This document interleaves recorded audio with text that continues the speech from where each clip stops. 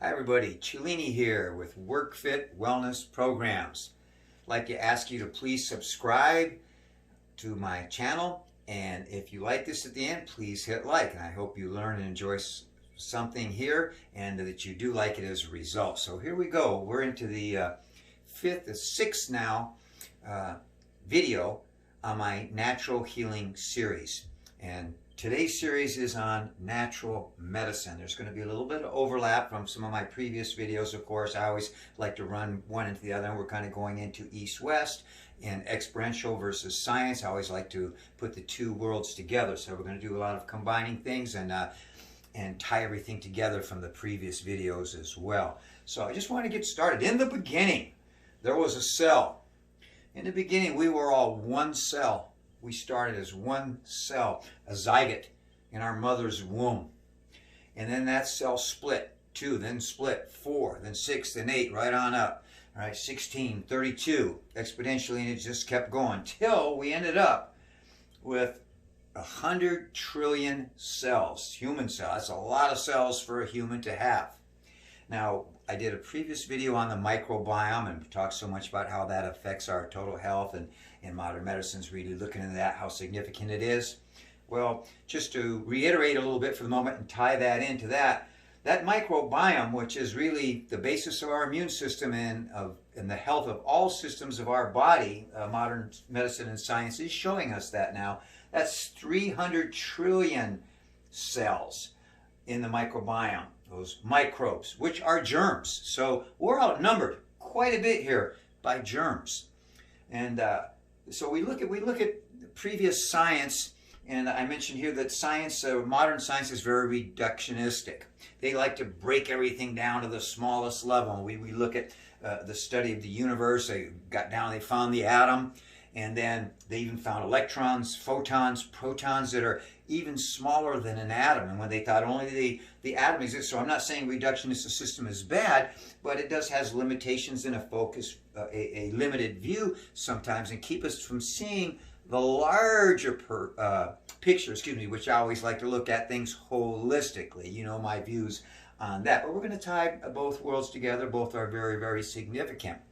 But that reductionist system in the past kind of looked at it that everything that affects our body, our health, all the things, our systems, everything that goes on is geno. It's affected by our DNA, our blueprints, and our genes, our geno system affects all that. Well, now there's kind of a modern view, and this kind of goes back. I put Einstein here, E equals mc squared. His theory of relativity and special relativity, basically saying that the energy equals mass times the speed of sound to the second power.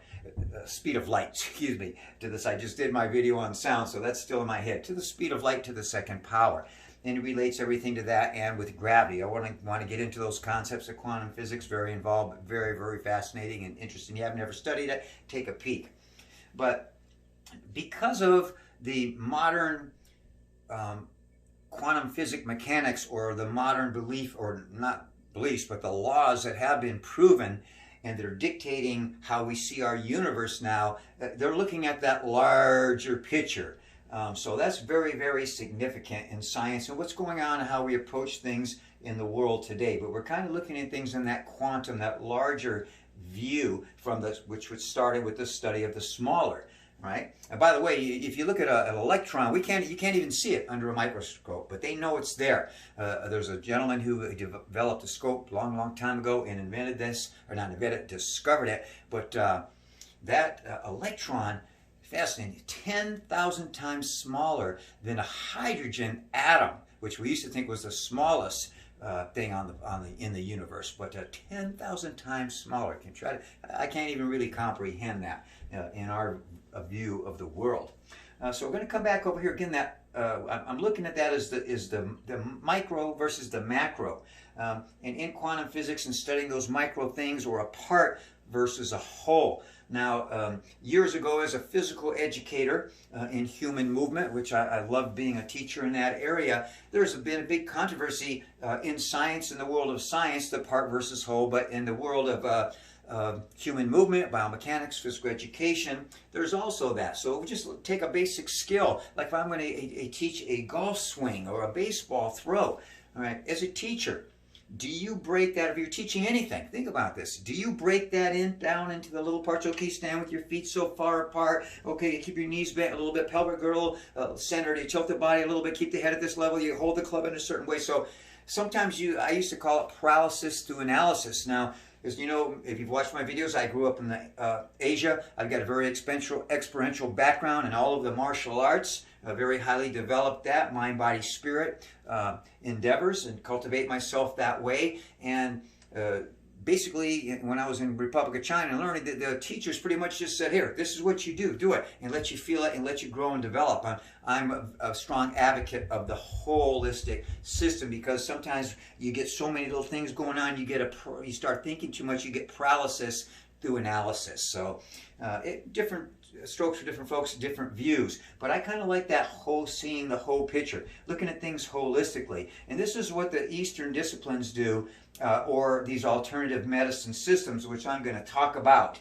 I've got over here alternative systems, and I'm going to talk today a little bit about the TCM, the traditional Chinese medicine, which I've mentioned before, and not just medicine, but different philosophies of mind, body, spirit, and approach to life in general, and an Indian system 3,000 years old called Ayurveda. And so we're going to get into that in a little bit. I just wanted to bring up now because we have some overlap. Now, in those Eastern disciplines, we believe, and I've mentioned this many times, that there is a life force, an energy. The Chinese call it qi.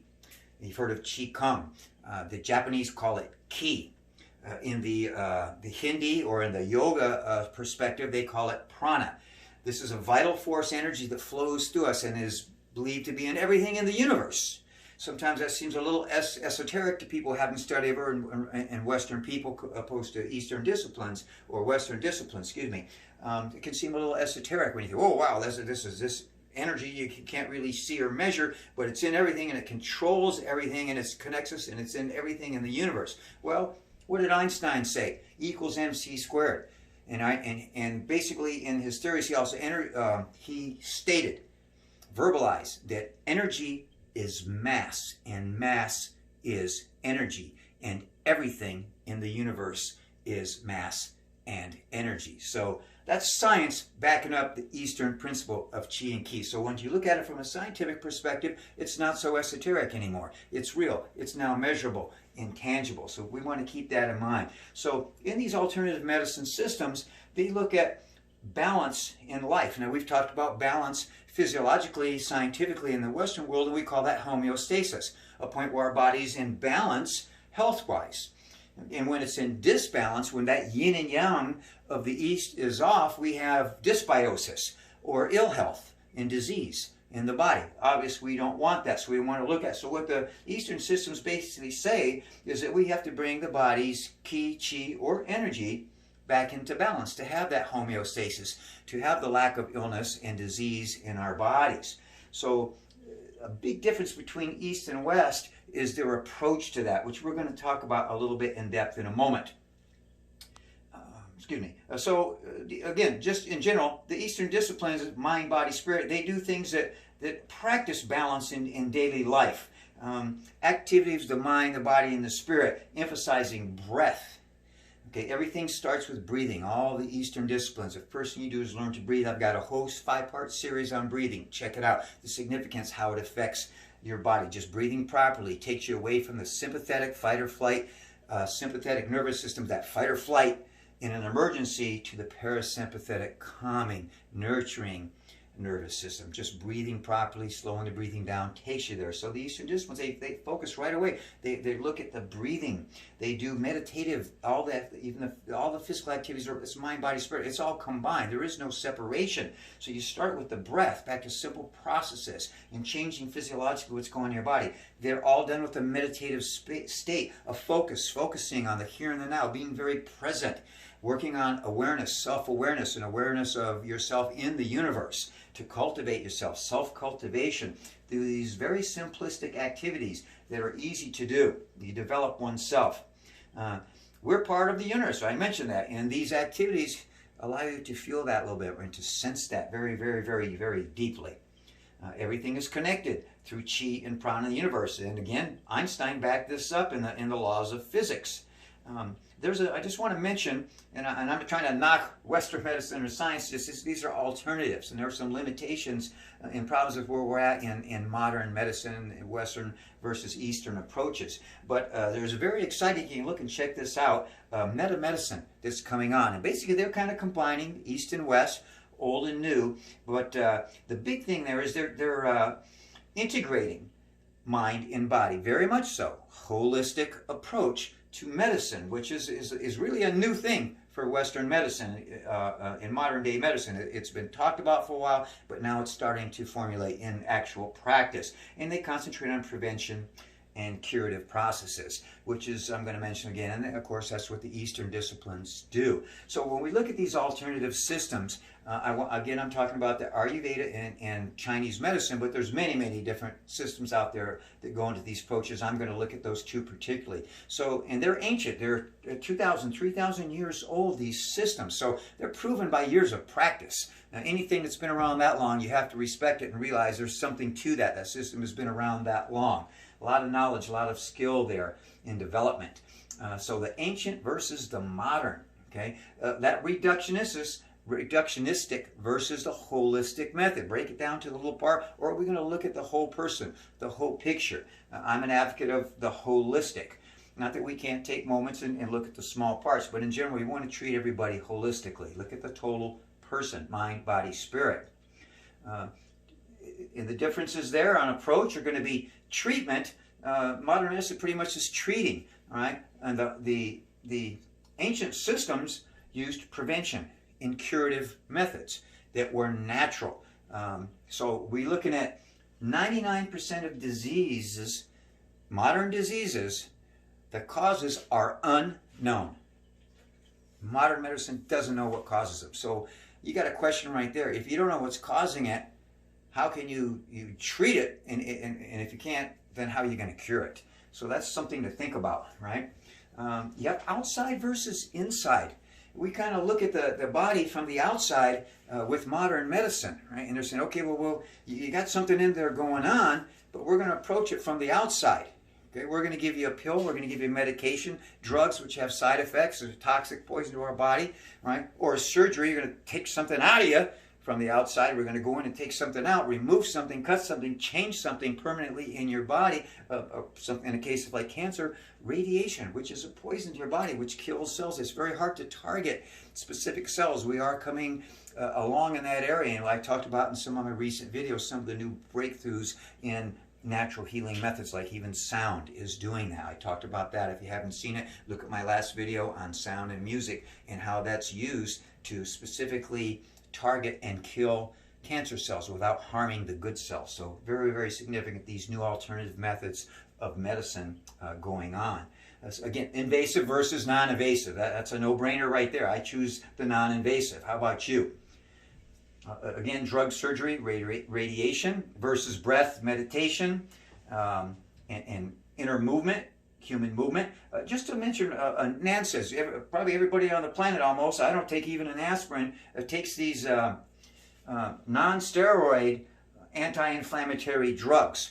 Okay, and now just here's a statistic for you. Just one dose of an aspirin, of an ibuprofen, puts you at risk of a heart attack. Just one, just taking one, puts you at the risk of a heart attack for up to 5 years. You don't have to even take them every day for 5 years. Just if you've taken one, you're at risk for the next 5 years. And we all know about the side effects of drugs. And unfortunately today, if you look at most, especially elderly people, and most people with some type of medical illness, disease, they're taking more than one medication. And the other thing about modern science today, or medicine, if you will, they don't know about interactions. We know very little about interactions, negative interactions, especially with different drugs. So that's really scary. Most people are taking 2, 3. Some people are taking, I know a gentleman that was taking 18 at one time.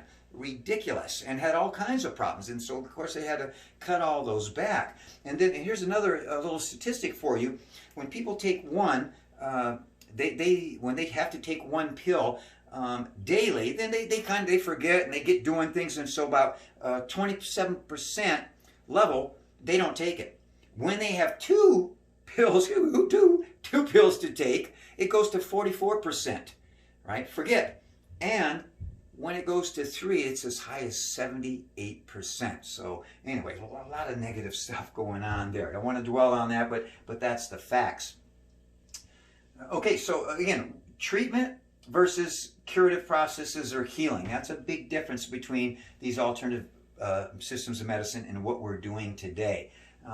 The body is a closed system. You think about it, it's closed. You know, our skin permeates a little bit, but basically everything's inside. It's sealed. It's a closed system, a protected system. And you know, in this system, it works very, very efficiently, and it's going to continue to work efficiently unless we do something to disrupt that.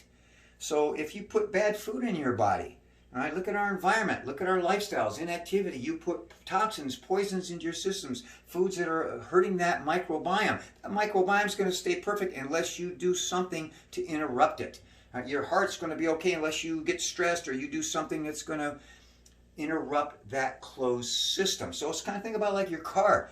All right, your car comes out of the factory brand new. That car's good to go 100,000 miles, 200, who knows what. But if you take care of it. But if you neglect it, wear and tear, you abuse it, you get in an accident, system starts breaking down. So it's the same thing here. So what we have to do is look at taking care of that closed system, right? And do preventive things. Basically, lifestyle change is what we have to do. And that's what the alternative medicine system's looking at, right? They really concentrate on good nutrition, on right thought, right action, that introspection, right? Doing positive things for yourself every day that prevent illness and can heal you from inside out.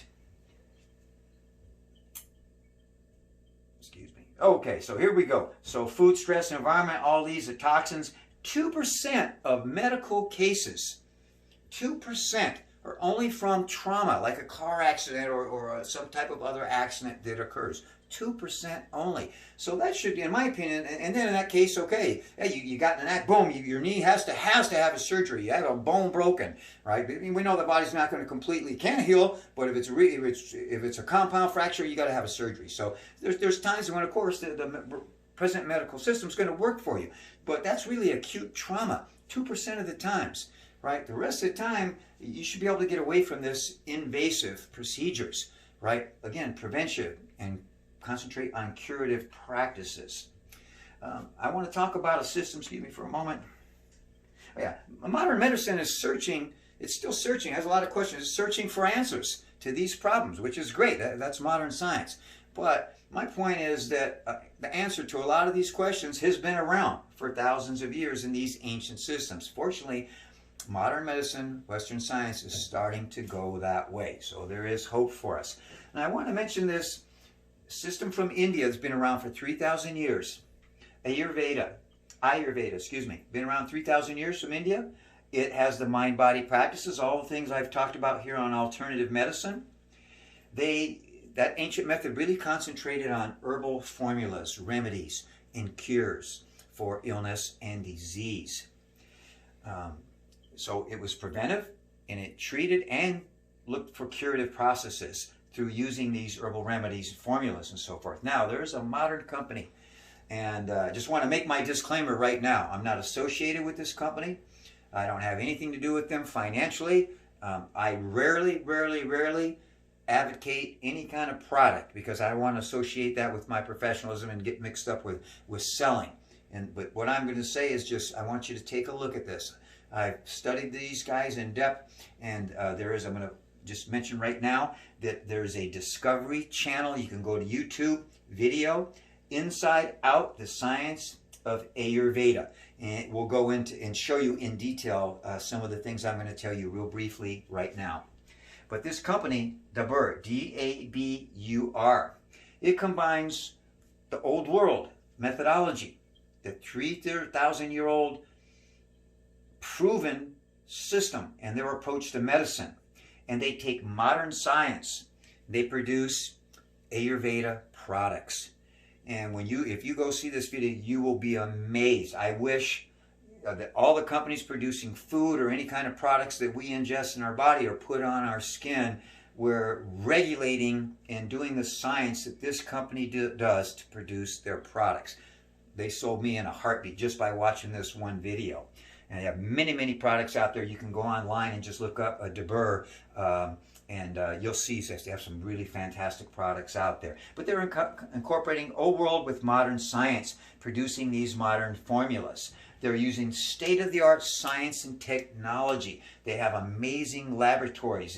The steps these scientists go through from start to finish is amazing. They start in the lab, and they grow now these plants. Now think about it. They have one product has 47 different herbs and plants. It's all plant-based, by the way. All plant-based products, all different types of products.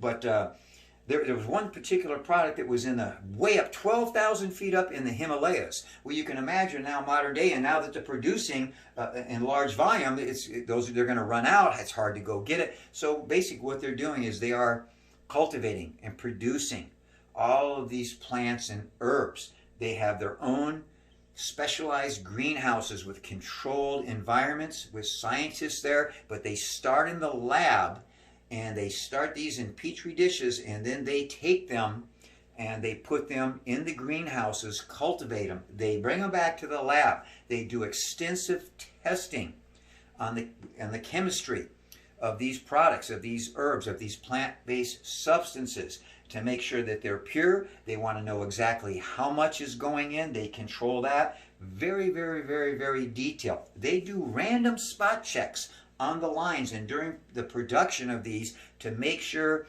that there's nothing bad going on, that to keep that quality control, that nothing negative has affected it. They even put the bottles that they put the products in, they run them through metal detectors to make sure nothing foreign, no foreign body has entered there. So big quality control, very, very, very, very impressive. They do, as I mentioned, the random checks, random tests. All their products have been clinically proven and tested, not to mention the value of the customers that they have, the customer base, which have seen subjective and felt results. It's just subjectively, right? But there's proof in the pudding there. Products here, Chawan Prash. This is one that is a vitality in youth and immune system. It's their most popular. This product has been, or this substance, this formula has been one of their oldest around for, again, goes back in their records, a couple thousand, 2,000 to 3,000 years. So time proven. Once again, they've done a modern formula, and again, quality control. When you look at the toxicity in the environment, what could be happening if they just went out and got random plants in, again, they're not going to be able to get enough. So they're in control of this process from the beginning to the end until it's shipped out to you. So they have another one. This is called Stress Calm, to reduce stress and calm the body. It has ashwagandha in there, which is proven to do that. You can look up that herb. They have another one here called Lipostat. Again, this has been clinically tested. It's very good for reducing blood pressure, heart rate, preventing heart disease, lowers cholesterol, bad cholesterol, LDL, and triglycerides. And again, clinically proven. They have studies to back this up. They're not just throwing a product out and making claims. By the way, the Indian government is involved in regulating this. So they can't just unfortunately, our FDA doesn't do enough that. Like I've mentioned my video on supplements, for example, or food stuff. You can put anything almost you want on that label and make some crazy claim, and it's really not scientifically backed up. That's not true with these products, and the government also is dictating what can be done and how it's done with Ayurveda products. So that you can see that in the video as well. One more here. Oh, they've got a honey product that looks very interesting. I'm going to try that. They have a toothpaste. So again, all these things, remember, are natural, plant-based, chemical-free. No toxins, no junk, no dyes, no chemicals going into your body, everybody. They're famous for hair oil. I'm going to get some of that for my wife. Maybe help my hair grow a little bit. Try some of that. And again, all plant-based. So I just want to mention, give a little credit. So we go back here with this system. And there's a doctor, S.K. Berman, in 1884. And he started treating, he saw that modern medicine wasn't really working and it was expensive for his patients. So he started going back, he researched and started going back to the Ayurveda system. And he's the one that really got things rolling here. And then the company, Dabur, took what he was doing and they started their first laboratory in 1918. And they started the first standardization of these Ayurveda products. And in today, modern day, they're really producing some wonderful products. So wanted to share that with you. Hope you enjoy this video. Please hit like. Contact Shalini if you have any problems, if you have any questions, send them to me, please. But I hope you enjoy this natural healing system, or excuse me, series, and I'm looking forward to talking to you on the next one. Enjoy, everybody. Be well. Check this out, natural medicine. Be well, everyone.